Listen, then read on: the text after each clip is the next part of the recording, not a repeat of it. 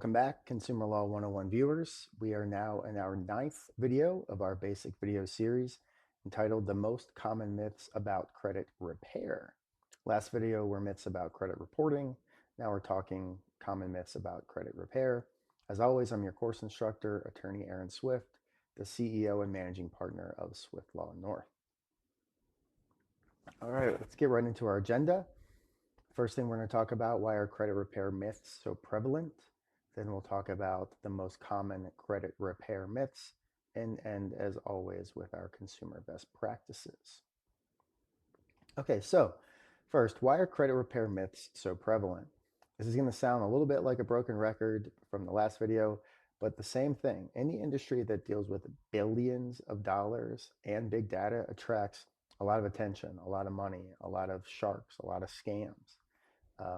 Credit repair itself is a growing industry that, according to some market research firm, generates nearly $7 billion a year. So think about that. The credit repair space, which is just a small subset of credit reporting itself, generates $7 billion a year. That's why myths are so prevalent. You know, with that much money at stake, you get a lot of false guarantees, a lot of hacks, a lot of people that want to make something that's simple in some ways, oversimplified, but something that can be very complicated is reduced a lot of ways to just some talking points and talking heads that lead consumers astray. So you're here, you know, to avoid those types of things. And, you know, with our videos, you're going to be able to spot a lot of the myths in these spaces, a lot of the lies told. So let's talk about what are the most common credit repair myths. So the first lie or myth, I guess we're talking myths here, is that there's a secret sauce or a quick fix to credit repair. That's just not true. There are ways that can be more successful than others. There are some ways that can be quicker than others, but there's not just a secret sauce or one size fits all quick fix to anything in the credit repair space. Another myth is that anything can be disputed as illegitimate. That is not true. That's a common lie and misconception and myth told in these spaces that, oh, you can dispute anything, who cares? Or, anything and everything should be disputed on credit reports in terms of credit repair. And that's just not true. That's not what the standard is. Information that's disputed should be inaccurate, incomplete, or inconsistent in material ways. Another common, myth is that bankruptcy permanently ruins credit. So credit repair is always the best option. Sadly, that's just not true. Bankruptcy is not the best option. It's certainly not an option that anyone really wants to be in, or a situation, but sometimes it is the best answer. It can stop a foreclosure, an eviction, a repossession.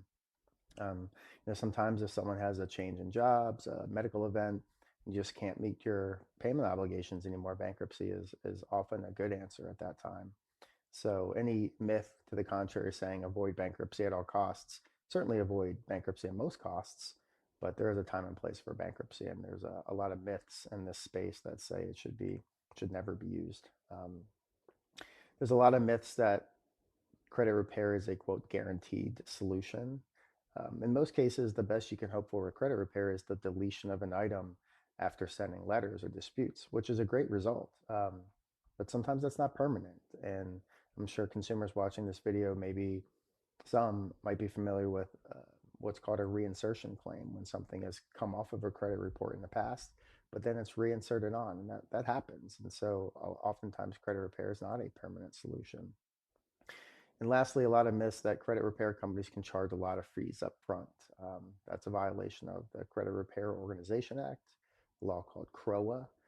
There are regulations that protect consumers in this space, and just understand a lot of myths that talk about what these companies can charge, and they're not allowed to charge large upfront fees. In fact, they're not supposed to charge until they've been successful for you, other than some onboarding and other types of fees, but nothing exorbitant or super aggressive up front. The Credit Repair Organization Act says that most of the money is supposed to be paid after the successful work. A lot of myths to the contrary. So what are consumer best practices in this area? Again, do not believe everything or just about anything you read or watch online about credit repair. there's so many flashy videos that make outlandish promises and guarantees. Um, See the next video, the 10th and final video in our basic series, for some of those more direct and spurious lies that are told, that really make things worse for consumers who are often in an already vulnerable situation. Um, you know, in my opinion, as a lawyer, obviously I'm biased, but I think credit repair is the practice of law. It involves interpreting statutes, it involves interpreting credit reports and how they should or should not be changed, modified, or deleted per laws. And when you're interpreting statutes and applying to a fact pattern, as far as I'm concerned, that's the practice of law. And I think credit repair that is separate and fully disparate from litigation is risky. Um, Otherwise, the best practices, credit repair is really about improving scores over time.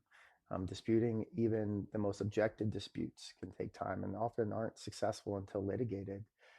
And there's no quick answers to this. The best practice is just go back to the beginning, look at your reports regularly, the big ones, the other secret ones, check for accuracy, check for completeness, check for consistency. You know what to look for now in terms of the players, the common terms, even some lies and myths to look out for in this space. So, um, in our opinion, the best way and the only way to do credit repair is to have it be litigation backed, and that's what we're trying to do here. And to that end, this whole atmosphere kind of we're trying to build is Consumer Law 101 as an educational component to educate consumers, others like business professionals about the foundational laws that really are needed to make better informed decisions in the debt space and credit space. So visit consumerlaw101.com for more information, more videos, more content. And then if you have an issue you think that should be sued about, if you're getting harassed by a debt collector, if there are errors on your credit report, visit swiftlawnorth.com. We would love to help. Thanks.